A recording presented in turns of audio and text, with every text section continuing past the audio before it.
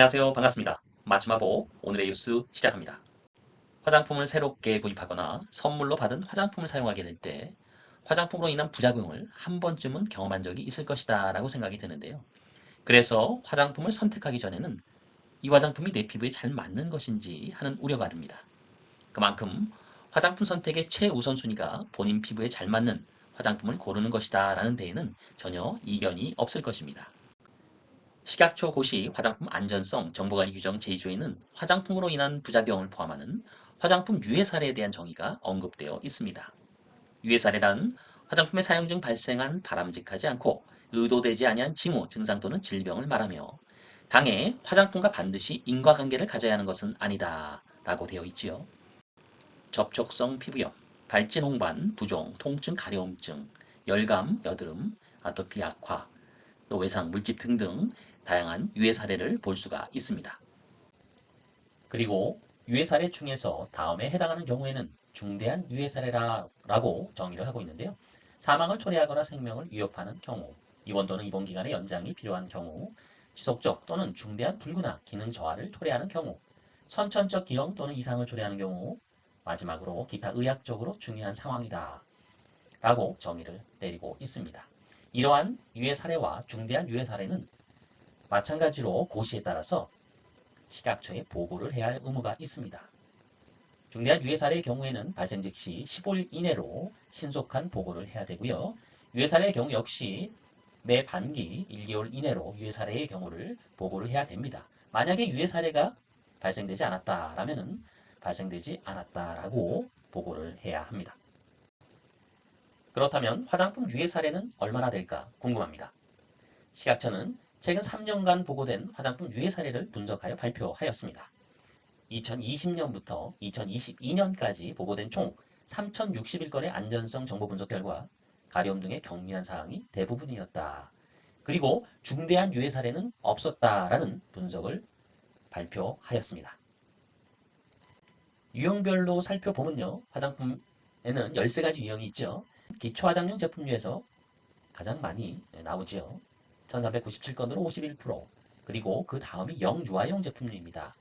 679건에 24.8%, 연모제, 샴푸, 린스 등 두발용 제품류 247건에 9.0% 순으로 안정성 정보가 보고되었습니다. 대부분의 유해 사례는 붉은 반점, 두드러기, 가려움 등의 경미한 사항이었다고 하고요. 특이한 것은 화장품 유형 중 영유아용 제품류의 3년간 생산 실적은 평균 0.55%인 832억 원에 불과한데요. 안전성 정보 비율은 24.8%, 679건으로 영유아용 제품류의 안정성 정보 보고 비율이 높게 나타났습니다.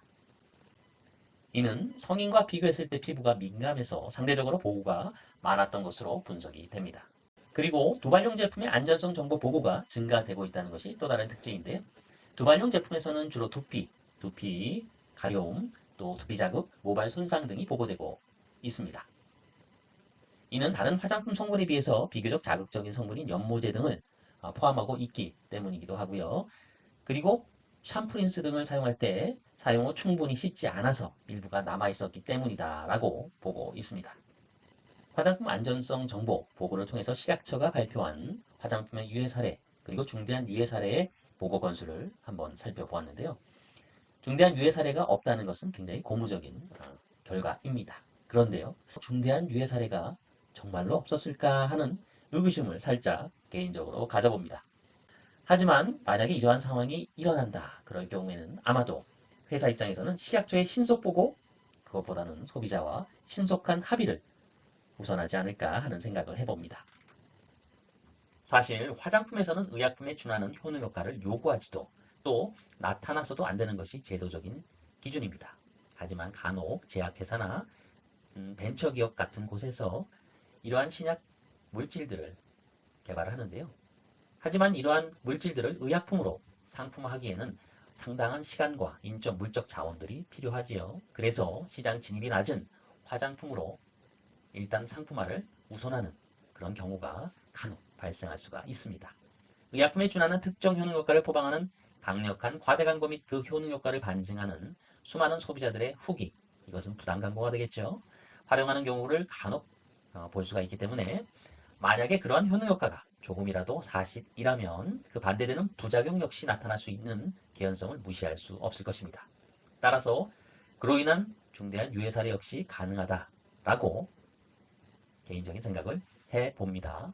물론 기능성 화장품의 범위에 해당하는 그러한 경우에는 안전성, 유효성 평가를 통해서 임상 테스트를 하는 것이 당연한 의무이기도 하지만 간혹 가다가 이러한 기능성 화장품 범주도 아닌 일반 화장품으로 또 제품화하는 경우를 볼 수가 있기 때문에 이러한 의구심을 가져보는 것이죠.